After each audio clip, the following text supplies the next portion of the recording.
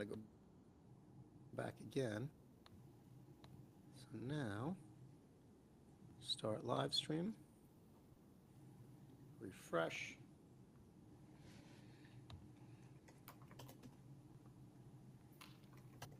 All right, now we are live. So let me just share this. I'm going to share the link. Mm-hmm. Go into here.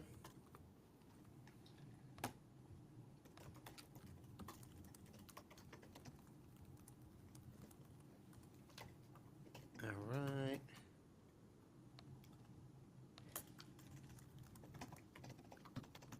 Okay, and then last but not least, make sure we're up on Twitter.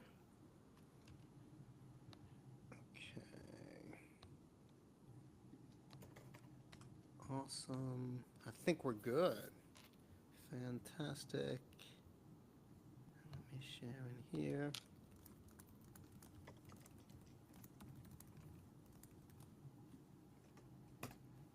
Okay. Double check. All right. Awesome. Let's go. So, welcome everybody. Welcome to this episode of Spredict Live. Great to have you here. We are going to be taking a look at a couple of the fights from UFC 315. I am incredibly excited to be joined by my buddy Doug. We'll hear from Doug shortly. My name is Fred Endy. I am one of the three founders of Spredict. We are a predictive gaming ecosystem, and what sets us a little bit apart from other predictive gaming structures is we're built around a subscription service where you pay a monthly subscription fee and you're able to engage in all the games we're building out in that sport over that time period. Our games are also a little bit different, as you'll see when we pull up the DApp and make our predictions live. Some of the inclusions within those games force you as a player to think a little bit differently about your picks, and I'll talk a little bit more about that shortly. And then lastly, we also create custom pools. We're designed to give people the opportunity in their projects, in their lounges, with their friends and family, to build out predictive gaming pools that interests them, right? And so our goal is to make elements of predictive gaming as accessible and as engaging and enjoyable as possible. So excited that you are here. Hopefully you'll find some of what we're going to share today really interesting. And if you're a UFC fan, as I mean, who isn't, right? We hope that you also kind of think that what we're going to be sharing will help you maybe put together a parlay, maybe make a pick or two. But I can just say I'm really excited about the card this evening and the four fights that we'll be sharing. So, without further ado, I want to introduce our friend Doug. He's been with us before, an amazing person, great insight in the space. And Doug, why don't you tell us a little bit about what you've been working on over these last few months? Thanks, Fred. Great to be here. It's been a good while. I'm happy to be back. Happy to talk with the Spredict team. Happy to talk UFC. Happy to talk Web3. This is what we work in. This is what we work for. So I've been working with the project and animation and gaming studio Ryui for the past 5-6 months now, and it's been a great 5-6 months. A lot of building, a lot of releasing, a lot of connecting with people in the space who share like-minded, who have a like-minded, who have a like, who share a like. I don't even know how to say that. Who are able to think in the same Like-minded, way. man. Yeah. Yeah, who are like-minded people. Thank you. Ooh, it's been a minute since I talked on cam, for sure. But no, it's been super awesome. We've been building out a lot. We have a lot of things coming for our holder base too, and just people on Abstract who are building in that essence. So whether you're into gaming or collecting or just enjoying quality animation, Riri Studios is a place for you to be. We've got our collectors hub rolling out this next week or so, and as well as staking paired into that, which is also going to tie into the gameplay.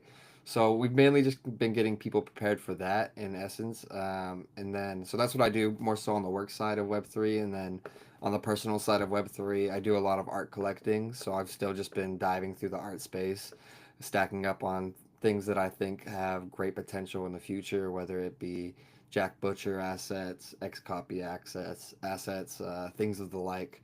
There's a lot of artists who are really kind of emerging in this space, and when even when the market goes to crap, which it did like a month ago, the art market stays kind of booming. And like there's always a lot of attention there because you have really dedicated collectors. It's less people looking for liquidity and more people looking for things that mean a lot to them and supporting other artists. So I really vibe and gel with the just kind of art side of Web3. And that's one place I really found home back in mid 2023. It really changed the way I operate within the space. It took me out of the shitcoin, meme coin trenches and really put me into something that I kind of believe in a lot more. So that's been great fun. And then, when the market's up, everyone's happy. So we've got a good market going right now. And, you see some people selling off assets to secure that liquidity, which always is funny to me because most of the time they're not going to sell the ETH anyway at the top. They're just going to sell it at the bottom or sell their assets while it's high, collect some more ETH, and then ETH might go back down, and then it's like, fuck, no, I need to buy stuff while it's cheap, and then they'll put the ETH back into new things. So it's like it's just a nonstop cycle of selling and buying and moving those funds around. I feel like very rarely do people actually cash out to the real world unless they need it for expenses. And if you live in the Web3 like from a month to month basis and it pays your bills, then for sure you're doing that. I've been fortunate enough to live off of Web3 since 2021, fully paying for my lifestyle. So, if you're able to do it, hats off to you. If you're just here for the fun of it and you're able to, work in real life and then have this be your hobby, it's a great place to be. And I think that, we're just prepping ourselves for more and more great years to come. So I'm just super excited to be here.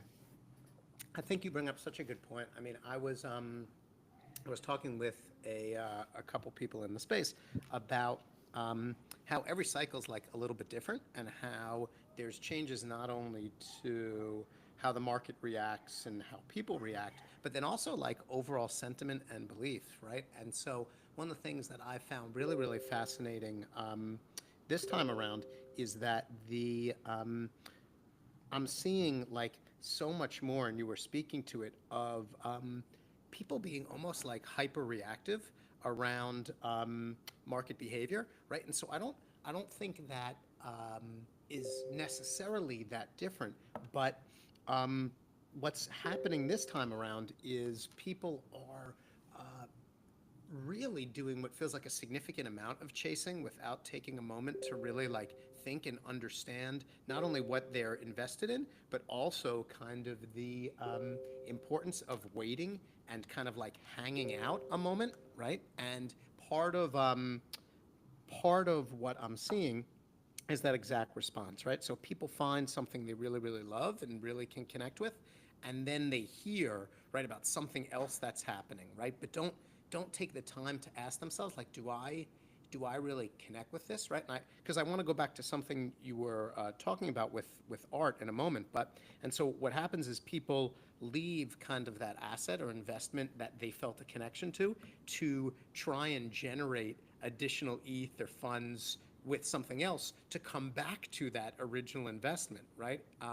It's like that level of grass is greener kind of like mentality, right? And then end up in a position where they lose liquidity and now can't get back into what they had hoped to the level that makes them feel comfortable, right? And I think you brought up a really good point, because I think the art world is a great example of that. When you invest in pieces of artwork, you're investing it. Well, I'm assuming, right? And you can maybe talk more about this, but you're investing in something about that artwork that speaks to you, right? That connects with you, right? And so I think, though you can let me know if I'm wrong, I think like in those types of cases where you make that emotional connection, I feel like people are more likely to be able to stay committed to it, right? You don't have to feel like you have to move away from that investment, right? It's something that speaks to you where you recognize it as an asset, something that you connect with, as opposed to like a purely short-term investment. So I'm wondering, like, when you think about your investment in art, when you are looking out in the Web3 space for artwork that speaks to you, like, how do you decide like what you're going to invest in, and then how, like, do you all of the pieces you buy, do you buy them as things that you anticipate holding on to, that you're not really looking to make any type of financial gain on? It's not an area where I have dived into a lot, right? So I'm just curious from someone who that's been like a large part of your Web3 persona and identity. How do you like navigate that? Yeah, it's a super delicate balance too, because a lot of like large collectors in this space, they don't mainly turn for profits. They mainly have a lot of funds either because they were early into crypto and then they like to support artists or buy things that have nice value or just things that they like. And they're not necessarily selling things or buying it for the expected profits of the future. They're just doing it because they're in the space. They like to have these things. It's fun on Twitter to talk about all these other different reasons that might be in it for them.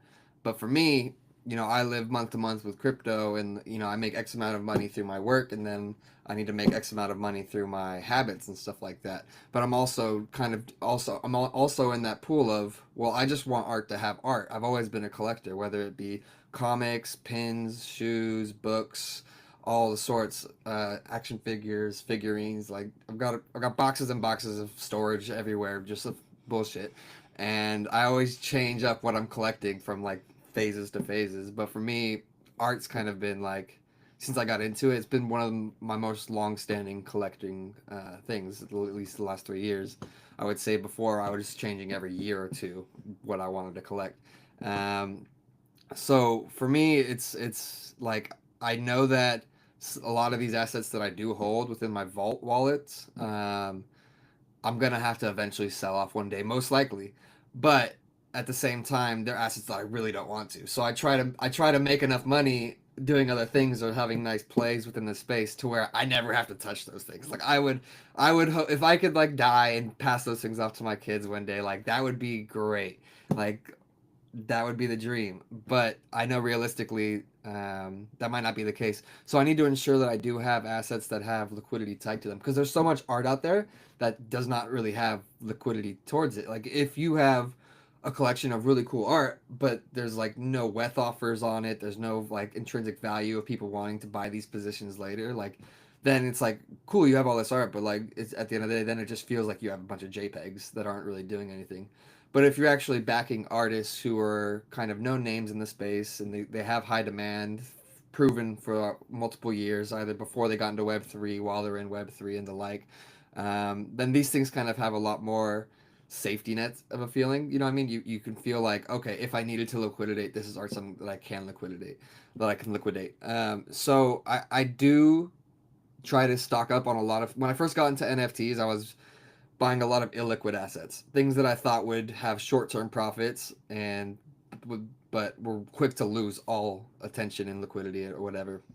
And this wasn't mainly art. This was mainly just random PFP collections and like gotcha moments like popping up within the space while different chains were popping and me trying to just chase the bags. And like you were saying, the grass is always greener. So I'm like looking for the right thing to make more money to buy more other things. And I remember this was back in 2023 when Ethereum was down to like $800 in ETH. It was like its lowest of the low. And I had like 25 ETH to spend. And I was like, ooh, let's see what we can do in NFT world, because before that I was all BSC crypto coin world, and then that 25 ETH went to like 6 ETH within like 5 months, and I was like, holy fuck, I what did I do? Like shit, and like 25 ETH when ETH was back at 4,000, that would have been a solid $100,000. At the time, it was less than 25K, so it was like super you goofed, Doug, type moment there.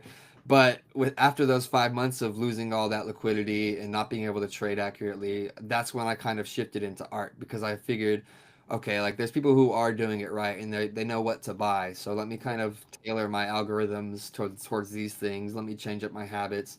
And it was something that I quickly fell in love with, because before I wasn't in love with digital art or digital assets in general. I was just kind of trying to play the game of how do I get more Sure. liquidity. And then actually, once I stopped playing that game and started chasing things that I actually liked, I found myself winning a lot more often. I was able to have actual like positive flips within this digital art space, even while I was just pursuing things that I liked. And then there were just moments and opportunities that led to nicer pitfalls, and then you're also playing other games on the side, whether it be stupid Hawk 2.0 coins that come out or Trump Melania coins, like just something where you Yeah. think there might be a high liquidity moment, and you get lucky for something like that. So um, A lot of the times when I do get lucky, I'm just putting more into my art, and then so my art wallet's getting fatter, and my liquidity asset stays like at a healthy margin to where I can always support myself. God forbid if anything happens, and then and at the same time, when you're collecting and you're trying to support all these artists that you're meeting and stuff like that, a lot of the times you're interacting with people who don't have this high demand, but you still want to support them, and they still produce art that you like. So sometimes you take the bullet and you buy something that you like, knowing that you'll probably never be able to resell it no matter what. And I've done that many times. I spent countless amount of Ethereum, not on necessarily one person, but like Sure. point 0.15 here, 0.25 there, point 0.5 here, just on things that I know probably will never Yeah. turn me any profit or whatever. But I still admire them. I still enjoy having it in my wallet. I still enjoy being the owner and tied to this artist in some Yeah. way, Yeah. having a relationship and bond. So it's a really interesting space to be in because it's not a sector of Web3 that's solely profit driven. Yeah. I There's a appreciate lot that. of connections. Yeah. Yeah. I mean, I I know that I had played around with NFTs and digital art kind of during the last NFT boom, right? Where people were really chasing NFTs for profit and buying into PFP collections for rarity. And then the minute that you didn't get a piece that was ultra rare, people would dump those PFPs like below floor and really kind of cascade down any potential chance of people recouping funds. And if, in fact, you ended up with something that had high rarity marks, you would consider yourself like super lucky and in a good space. And what was fascinating is, you know, I think it brought a lot of challenge to the NFT space, right? Because it became so much more about chasing profits and less about enjoying the artwork that was being created in order to do that, right? And so that for me was a really interesting time. I appreciated all of the structures that were created. I mean, there were so many and still are like really interesting designs to collections, right? And what people were doing. And I really appreciate that creativity. And part of me wishes that the level of chasing like didn't happen the way it did, but I also kind of have to feel that it probably matured the digital art space at least a little bit, right? And got people thinking more about, um, like, why am I collecting this? Like, what am I really trying to do here? So I appreciate you sharing um, your process to thinking through how you engage. And for me, I have not become a super big Web3 collector yet, though I do have a number of like Web2 and in real life collections of things. I'm a huge comic book collector, so I have a really robust like Spider-Man comic book Oh yeah. collection going back into the 60s, right? None of like the um, super expensive like Amazing Fantasy or like real early issues, but like Amazing Spider-Man 45 and like so like some numbers that are pretty low in the life cycle of that comic.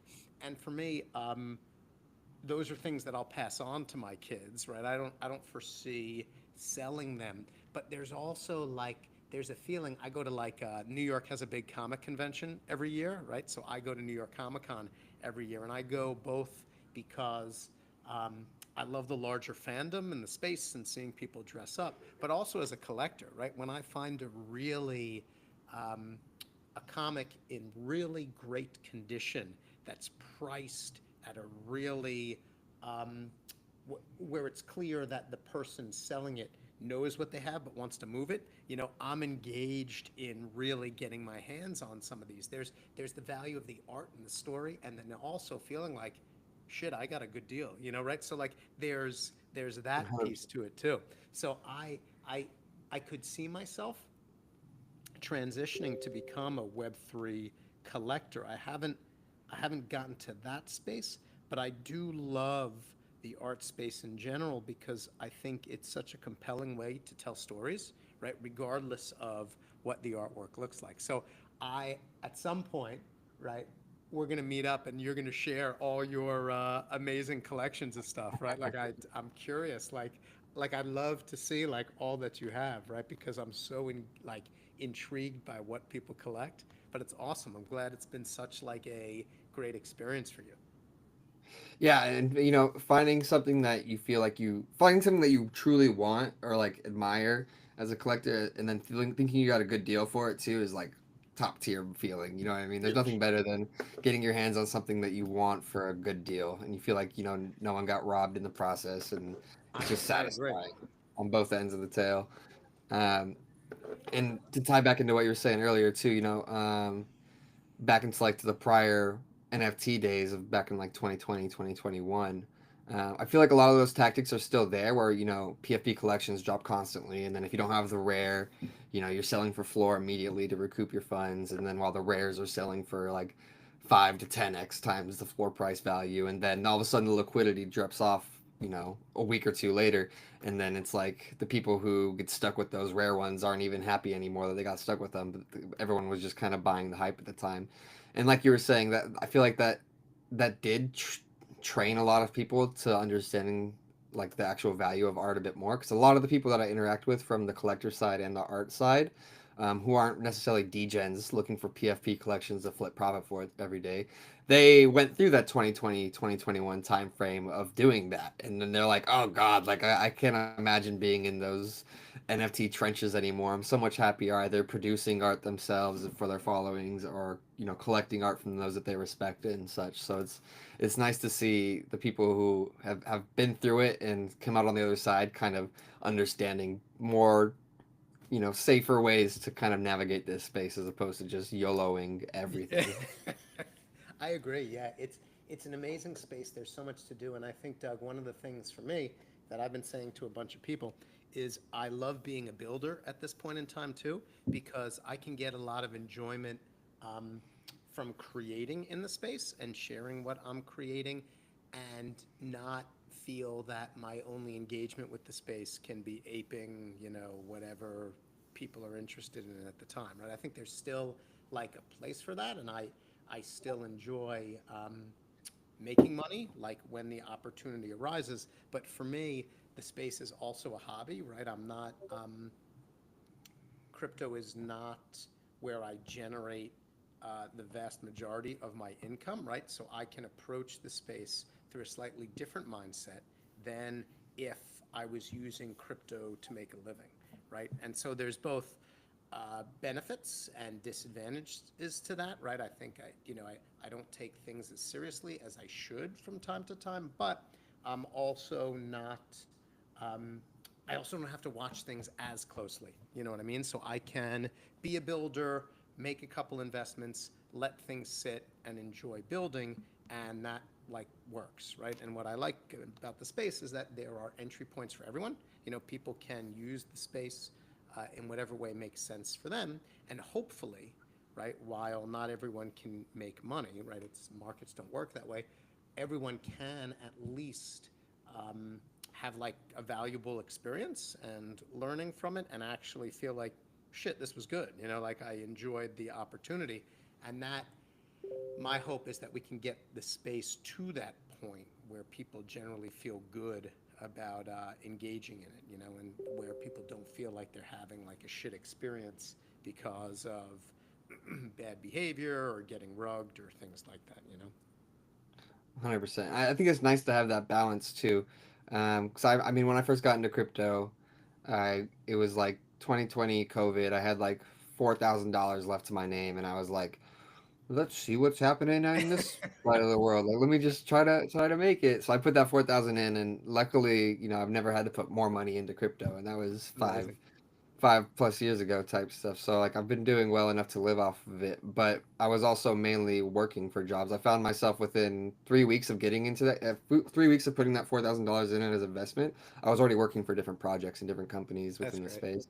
So that really kind of kept me afloat for those first 2 3 years that I was in the space. And then Yeah. come 2023, I was like, I'm kind of tired of working. I kind of want to just. I had a nice little nest egg. I was like, let me just kind of see what I can do in the trenches. And then that's when I, like I mentioned earlier, Yeah. that's when I got into NFTs and I lost nearly almost all of it. And I was like, oh no, like I like where'd my stability go? Or maybe I should go back to work. But then I found my footing a bit, and then I Yeah, still spent like year and a half, 2 years not working in the space and just kind of trying to trade my way through it. And it was all good and fun, but it's also why I'm so happy to be back working for a project now after this kind of year and a half, 2 years without working for projects. It's really nice to have that kind of balance between, my mind's focused on work. A lot of times I can just leave things where they are and not have sure. to worry about how everything is performing day to day and like, oh, I didn't make X amount of money this week. I need to make X amount of money or Y amount of money next week now and stuff like that. So it's a lot more stable and it's a lot more fun. And I'm just kind of enjoying where I am in this space. It's been a good time. I love it.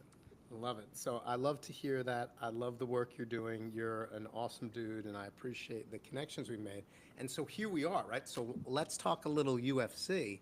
So I'm going to pull up our DApp. I'm gonna share my screen, and so for anyone listening, either live or via recording, the DApp that I'm going to be sharing with you is basically our main DApp, and I'll walk everybody through it once I share. So let me do screen share, and of course, my dog is doing what dogs do in the middle of chatting. So all right, so let's see. I think, right? Can we see the DAP? We can. Awesome. All right. So let me just walk everybody through it real quick. If you go to, and I'm going to just pull up. Oh my goodness. Jeez. I know. I can My see your dog's there. dogs too. Your dogs are getting all activated back there You're like, oh, also. where's that parking coming from? Where's it? Where is it? I Go love it. find it. I Go love it. find it. So I put up our link on the bottom, dap.spredict.io. That's where you're going to want to go to make your picks. And I'm just going to walk everybody through what you're going to see real quick. So up at the top, and I'll disconnect and then I'll reconnect just to show everybody how it works. Um, right now, oh my, when Charlie, it's all good. When you go to connect your wallet, right? You can connect via MetaMask, Phantom. I'm gonna connect via Abstract's global wallet, right? So I'm gonna do that. Okay, approve, and I'm connected up in the top. But a few things to point out. We're looking at the MMA side of our DApp right now. Right, we've got one game live called Face Off, which I'll talk about shortly. We're working on another game which will be based on finish style, so how given fights end. And then we also are building out our Formula One portal and a crypto portal. Our goal with Predict is to give people an opportunity to engage in predictive gaming in sports and non-sports events that they love, right? And so as we continue to add, whether you're a UFC fan, F1 fan, whether you are not a sports person but just love the idea of making predictions in general and maybe want to make predictions on crypto assets, you'll be able to do all of that. You'll also be able to claim your rewards if you compete with our Spredict Pass through our DApp, and you'll be able to mint your Spredict Pass down here where you see the little Get Your Spredict Pass icon, and that's for our subscriptions for monthly gameplay. Up at the top, you'll see the pools we're going to talk about shortly, and then our past results if you want to map how well you've done, as well as a leaderboard. And that leaderboard will come into play with this Predict Pass because the more correct picks you make, the more points you earn. And one of the things that I'll point out as you take a look at the four fights we're going to talk a little bit about, you'll see that there's a star that appears by some of the fighters, right? One in each of those pools. That is our favorite feature that represents where the picks have gone so far uh, for people who've used the DApp. Why is that important? Well, when you're competing for in our Spredict Pass games, and we'll always have a free-to-play side of the DApp for people to use, but if you're competing for leaderboard points and prizes, if you make a selection that matches the favorite, that star, if that selection is correct, you earn 1 point. However, if you make a contrarian pick, right? So let's say for the women's featherweight, right? You pick Shevchenko against Fior, right? So if you pick Shevchenko and Shevchenko wins, okay, you'll end up earning 2 points on the leaderboard because at least at this point, she's considered the underdog. So it adds a little bit of an element of kind of game theory to think about. It's not just maybe a pick that you feel might win. It's also what's the chalk saying? What are the rest of the players predicting? So our goal is always to add those different elements into play and into how you pick. So let's dive right in. Maybe we'll start with the Saint Denis and Propolek pick only because for me, Doug, I'm just saying it's the least interesting of all of them. No offense to Saint Denis or to Propolek, I just feel like the other three capture my attention much more. So I don't. Do you want to start with your thinking there, or do you want me to go? What's your what works for you? Like you were saying, it's probably the least appealing fight on the card just because of the late introduction of Kyle Popalik over Alvarez. Yep. So he's had what, like 4 days to prepare or Yeah. something like that. Very. So Yeah. It was I think Wednesday or Thursday they made the substitute. yeah, so in that regards, you got Sanzani, who's got he's got the edge in preparation, experience already. I think he's the stronger competitor, like Agreed. physically. And he brought in like a dedicated head coach finally, like on his sideline that he's been using. So unless Propalik like lands something perfectly, and Propalik's cool in that essence, like he has the ability to do that, but it has to be perfect, and Yep. it's gotta really kind of get Sondani off his feet and make him stunned, and then Kyle would have to kind of seize on that opportunity. But I think overall he'll get overwhelmed by the pressure. So and I'd probably have the same thoughts even if Alvarez was still fighting. I think Agreed. even Alvarez would get overtaken by the pressure that is Benoit.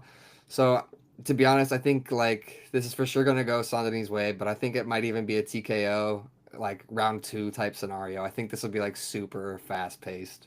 Yeah, I'm with you 100%. I think I think it's a really interesting fight for a couple reasons. One, Saint Denis.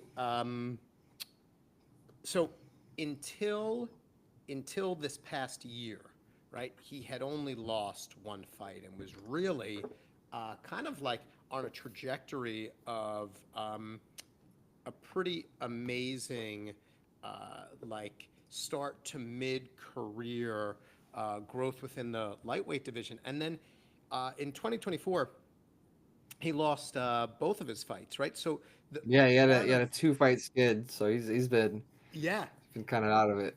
right. So my thing is this is like a really interesting opportunity for Saint Denis to come back. I believe too, and I don't think I mentioned it. I think this is taking place in Montreal, right? So he's also fighting in front of at least from a language. Like a language piece, like with a friendly home crowd, right? You know, so the francophone connection. The other thing too is he is certainly, in my opinion, a better physical fighter all around than Kyle. Right? I think that while while Kyle has some significant strengths. I believe he's only fought two UFC fights, and those were a number of years ago, right? So he had entered UFC and then had kind of drifted back to some other programs, and now is in a position where this could be a re-entry. I don't think that's the way it's going to be for him. I think this is going to be a Saint Denis really kind of like lashing on some level. Vegas has the odds giving Benoit like 1,500, right? So it would take. I, I mean, I guess if you wanted to throw $10 on Prepelec, you know, and end up making like you know $75, right? It's not a bad pick from that if Prepelec wins. I don't see many scenarios where that happens. It doesn't feel like there's even a slight chance of that to me. And UFC can be certainly weird, but Benoit he is a tough dude, Yeah, right? So yeah, and he's ready to reestablish himself in the whole this whole lightweight division too. He wants to ensure that he doesn't have the same year he had last year. That's for I sure. agree. Right. So for me, this one feels pretty like a pretty easy setup. Again, like I said, if you like throwing a little bit of money down just in case things go like haywire, you could pick worse things to throw $10 or $20 down on. But if you were looking to parlay this, I mean, I think it's such an easy starting leg for a parlay that you should certainly be pretty good in this fight, and also should end up with, like you said, being pretty quick. I don't feel there's going to Yeah. be a significant amount of time spent on back and forth here. You brought So up a cool point though about yeah, the crowd though, which because if the fight's in Canada, yep, Kyle's from Canada, but then you have absolutely. Benoit who's French, so you have a lot of the French, Hmm. French Canadians who might just be completely rooting for him. So that'll be interesting to see how that splits. I agree, and I feel like in this case, um, there's enough support for both that it's going to kind of cancel each other out. Well, we can talk a little more about it in the women's championship featherweight, right? And how Fior versus Shevchenko will play out in terms of like crowd support and things like that. But I think for this one, they're both going to be loved from that perspective. I just think Benoit is on a Yeah, totally different level, you know? 100%. So let's hop up. Maybe we'll work backwards. Let's hop up to that women's featherweight. This is a really interesting one because, of course, Grasso. We can talk a little bit about Grasso and Shevchenko and how over the course of like the last year and a half they've been battling back and forth for the championship title, right? So you've got Grasso facing off against Natalia Silva, right? Also a huge like up and comer in that division, right? So what are you thinking there? I think it'll be a good matchup, honestly. I mean, Grasso's got a lot of experience with those Shevchenko fights, and if having won one of them like really speaks to her abilities. And then you got Silva, who's like more of a flashy fighter, and she's on like on a 12 fight win streak, which is Yeah. crazy, and like 6-0 in the UFC. So like, she's super good as well. So I think there's going to be a lot of good back and forth. I think it'll probably go the distance. But at the end of the day, I think Grasso will probably win by decision, just with a little bit more precision striking throughout the match. She just has a bit more experience in those kind of more high case scenarios, high stakes scenarios. So I think at the end of the day she'll take it. But that's one that I think could also go just either way, just a little bit. But ultimately, I'm putting my chips there with the most people's favorite on Grasso. Yeah, I love your thinking there. I'm basically spot on in agreement. I mean, Grasso has had such a great career so far, 16-4 representing Mexico. Silva also amazing, 18-5-1, and you said this is going to be a great fight. I think so too. It's not only are they both great fighters, but from a physical characteristic standpoint, they're almost like mirror images. They have a lot of similar physical characteristics, approaches. Grasso a little bit stronger on takedowns and her ability to keep fighters grounded. Um, Grasso, of course, could be just as much of a title contender as Fior. Um, Silva currently ranked fifth in the division. Both of them have shown significant toughness. You took one of the key things that made me hedge a little bit, like, oh, who do I want to pick? Because Silva, I mean, 6 fights in 6 wins in the fights that since she's been in the UFC. Had a recent win versus Andrade. Um, right? I mean, it's not like she is fighting uncontested fighters, right? Silva's really shown significant strength in the octagon. The interesting thing is Silva is favored by Vegas in this fight at 250. It's not hugely significant, but it's still she's still a favorite. One of the things I think that I know I've heard and seen a little bit is a little bit of worry about Grasso's ability to um, to turn fights to her early. I mean, she is a submission and decision fighter. She has not won by knockout in about 10 years, right? And I heard a little bit of worry about Silva's ability to really um, turn fights through how powerful she is, how well she hits. The thing is, I don't I don't know. I think Grasso is a incredible fighter, right? And I don't really see, not that the odds are significantly in Silva's favor, but I'm a little surprised that it's even at that level, right? I was figuring something much closer in the 100s, and so for me, uh, I'm I'm with you. I'm picking Grasso. I think this will be a fight that goes the distance. I think Grasso will win by decision. Don't know whether it'll be unanimous or split, but I think she does come away with the win to be a contender.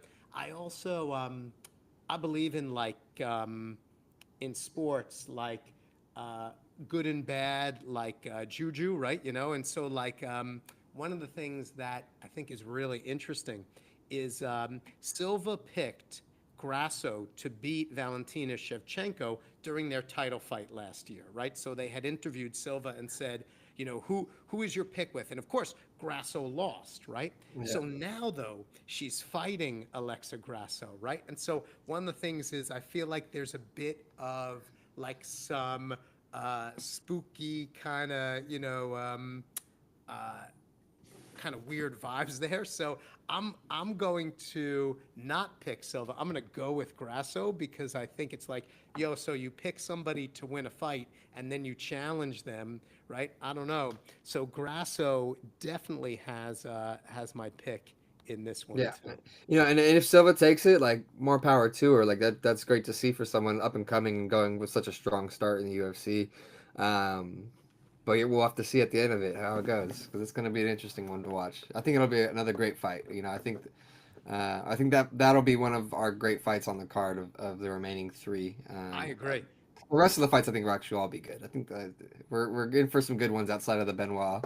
Yeah, the the title fights will be good too. I think I'm interested in those three. I do think though that the Grasso Silva is potentially more interesting to me than the title fights. I don't know. All three of them are great, but I think if Silva wins, then she is on to fantastic, great things. And if Grasso wins, then of course there's going to be another Grasso versus Shevchenko or Fior title fight coming up real soon. So what Yeah, about yeah, that and one? luckily we get to Yeah, find out tonight. I know. Who that person would be going after next. So it's going to be super interesting. Yeah. So who do you think? Do you have? Are you looking to Shevchenko or to Manon? Who's your money on, or your at least your pick on? Fiorello is like she's a killer kickboxer and she's undefeated in the UFC. And I think she's got a lot of great potential to get the job done. But ultimately, I kind of am backing the champ a little bit. I think Shevchenko's gonna take it. I think she's a super surgical striker.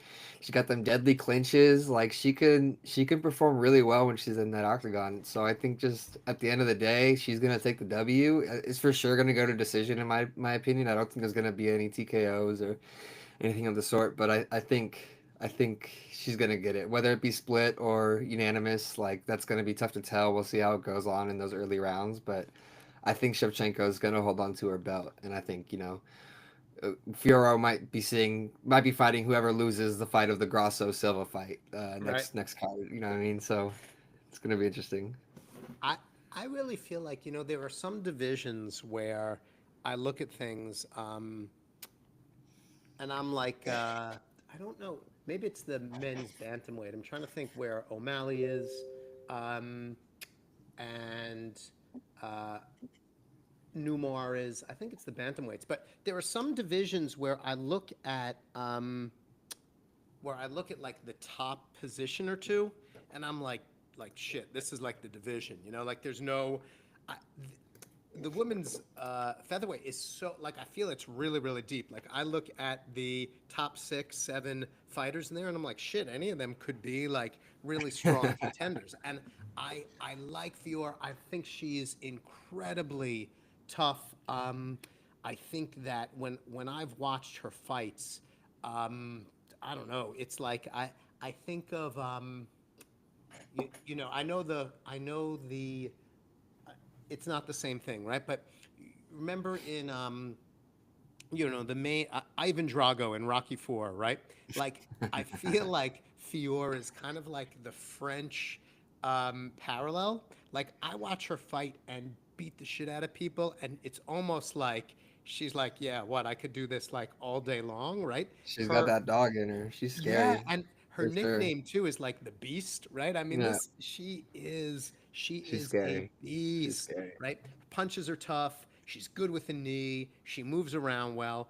I do think that when I've seen her fight, she's much more comfortable being upright than on the ground. And I think what Shevchenko Okay. has going for her is Shevchenko is super strong on the takedowns, right? And so that I think will come into play in this fight. I I think I'm smiling because so far we've been totally in tune, Doug. I I love Shevchenko, right? Like not like a simp type of thing, like it's not like that, but I um there I really like her as a fighter. There she I think you know, she's diminutive, she's not super big, but she moves well, she's tough. I mean, you can see that like some fighters seem to fight and don't really love it. Like it looks like she fucking loves it. You know, she likes being in the octagon and battling. Um, One of the toughest flyweight battlers around, um, and has been fighting like in title matches since 2017, right? Like you think about that, that's like 6 or 7 years where she's been in title contention, right? And I think I think some fighters over that 7 year time period, 8 year time period, however long it is, they kind of like age out of it, right? Their bodies change, they can't keep up. But she is just like constantly at the top of her game. Yeah, Um, she stayed in the pocket, and not many can do right, that for sure. Yeah. right. And I think some people might say, like, yeah, this is Fior's time to shine. I do think, you know, people love Shevchenko, yes, but I do think the Montreal crowd will be very favorable on Fior. But I'm still super bullish on Shevchenko. I haven't seen many fighters with her level of persistence, her love for the fight, and I haven't seen many fighters overall better on takedowns. I, what I can see happening is a fair number of takedowns from Shevchenko where she's just grounding and pounding Fior and winning by decision. I don't I think both fighters are too smart for the fight to end in any other way, but I think push comes to shove, my money's behind Shevchenko on this one. I think she remains as the champion, retains the belt, and we find ourselves 8 months from now, you know, however long it's going to be, with her up against Grasso again for the next title fight. If you know our pick goes away in the Grasso Silva fight, then I think we're gonna see that third time fight matchup Yeah, again too. And like I said, if either fights don't go our way in our selections, it's gonna be interesting matchups anyway. And you might still see if God forbid Shevchenko loses and Grasso loses, you might see them also still fight each other, just I know. not for a title. I know. It's crazy. Yeah, it's Which would be wild, and I'm sure would be very bittersweet for both of them. I I agree. You know, a lot of times, Doug, I'll put a little bit of money down on fights as a single. So it's rare for me to parlay UFC picks, but I'm thinking I might do it this time because I feel even if um, even if it doesn't work out, I really these feel like conviction picks a little bit for me in this card, right? So I'm thinking it. I might when we hang up in a short bit. I'm thinking, oh man, I might be loading up a parlay. Is Um, it gotta shoot your shot. You gotta see yeah, what's gonna yeah, happen. absolutely. So here we are. This is the main event. I do think it'll be an interesting fight. It's kind of funny because I think for this card, I'm more interested in the women's flyweight fights a little bit more uh, than Muhammad versus Della Maddalena. But I still believe it's going to be a an awesome fight here. And just before we get to your picks, we've got Bilal Muhammad, Palestine, 24-3 for his record. He is favored around 225, facing off against JDM, 17-2. Where are you putting your pick or your money on this one, my friend? You know, whenever there's an Aussie on the card, 9 times out of 10, I want to go Aussie just because they got Nice. that fire in them, and I love seeing a good Aussie get in the ring and beat someone down. And I think JDM has that potential if he can keep it standing. If Yeah. because at this point, it's kind of like a striker versus grappler wrestling Yes. kind of fight. So it's like the odds of keeping yourself up without getting taken down significantly in 5 rounds is going to be super interesting, and your cardio's got to be, top Mm-hmm. notch.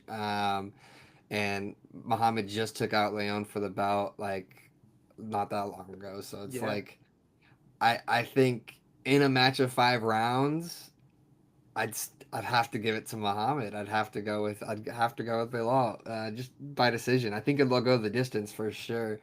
Um, if Jack can somehow keep it on his feet like the whole time, for sure, I think he can maybe just squeak out the win and overpower him and get that underdog story and claim the title. But I just don't see that happening realistically. So I think this welterweight title is gonna have to go to Muhammad. I'm voting with the crowd on that one for All right. sure. Damn, I will tell you, Doug, we have the same picks going into this. So this is, I mean, for anybody who's watching now or going to be watching later, there is going to be nothing interesting about the Fred versus Doug setup this round because I am with you too. Here's my take. I love Aussie fighters. Yes, and by the way, JDM hasn't lost a fight since 2016. So like I don't think the So guy good, even so knows good. what it means to lose at this point, right?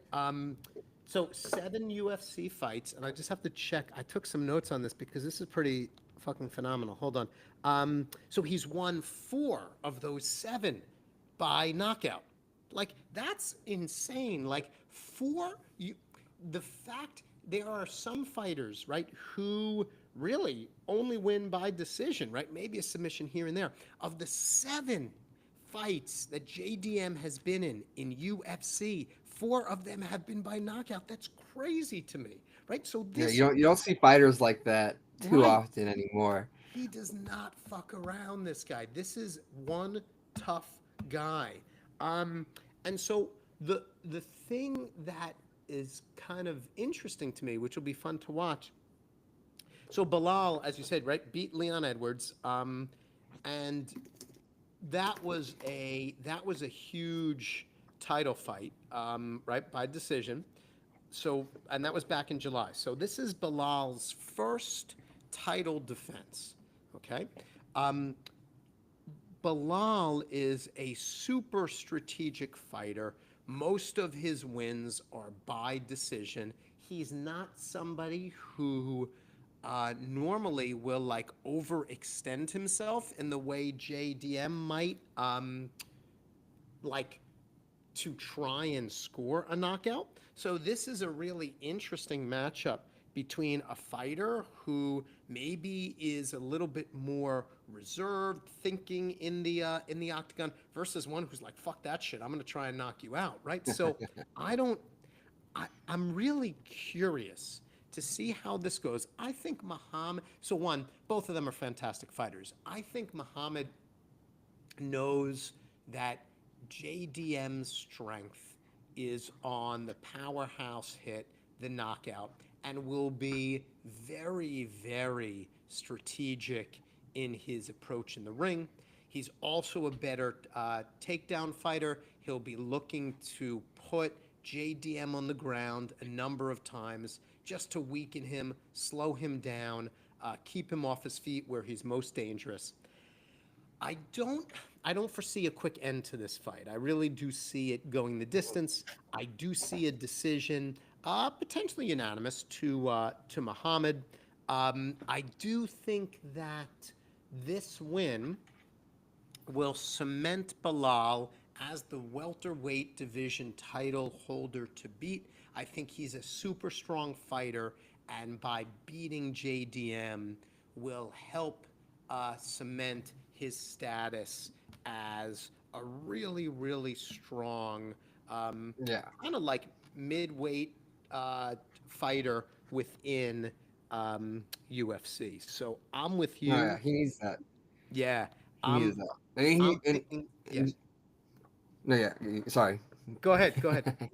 I was just gonna say, you're talking about his ability to take people down, and when he beat Sean Brady in one of his Mm-hmm. last handful of fights, like that's when I knew that man has like the ability to do it. So if he's taking on someone who's less experienced on the floor than Sean Brady, which I believe JDM is, 100%. it's gonna be. I think that's gonna be the way the fight goes. And he's got 10 of his last 11 fights won, and he's looking for that one to really just seal the deal now that he's got the title. So I think this is his it's his fight to lose for sure. I Like I agree. I think you put it so well. So I'm gonna validate these just to lock them in, and I I'll do think the I'm gonna same. make I think I'm gonna make like a juicy parlay off of this too because I feel like there's some interesting elements in this here for me too. Hold on, let me make sure they locked in. I'm just gonna refresh. Let's see, lock them in. There we go. I think there's some really interesting pieces here too because um, both Shevchenko and Grasso are underdogs. So I think from a right, and I think I have to look. Yeah, I think Bilal is by a slight amount. I got to go back and see what Vegas's He's odds were. the Yeah, 225. favorite, right? Yeah, Yeah. so he's the favorite. So, but that'll be. I really think Shevchenko and Grasso can take this. So I think I'll have um, two favorites, two underdogs on my parlay, and I feel like there's some good opportunity there. So we'll see, man. I think it's funny that our four picks were exactly the same. I'm not gonna Yeah, go dude. talk shit to you, right? We're either gonna be celebrating or both like saying like "fuck" together, right? It's gonna be Literally, one of and those. hopefully, we do better than last time I was on. I think I got like one of the four right, and like I was just like, oh no, like performed horribly. Well, So I have to feel like, um, sometimes there'll be some of these fights where I'm like, oh shit, where I'm really not sure.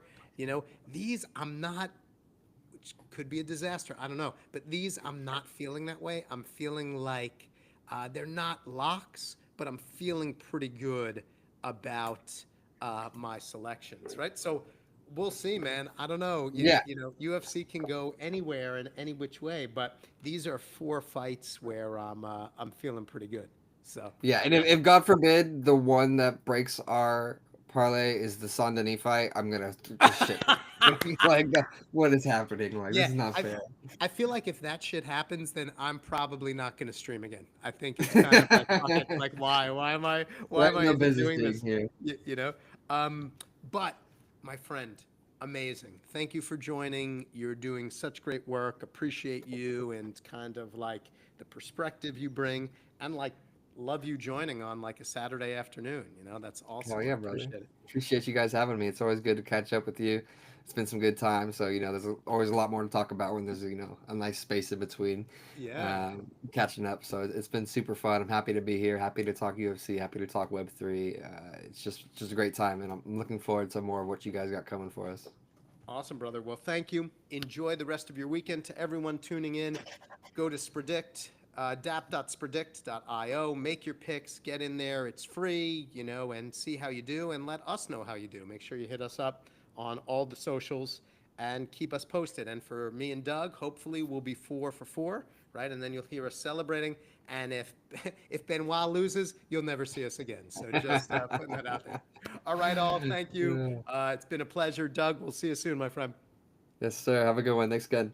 You got Catch it. you Later on. later.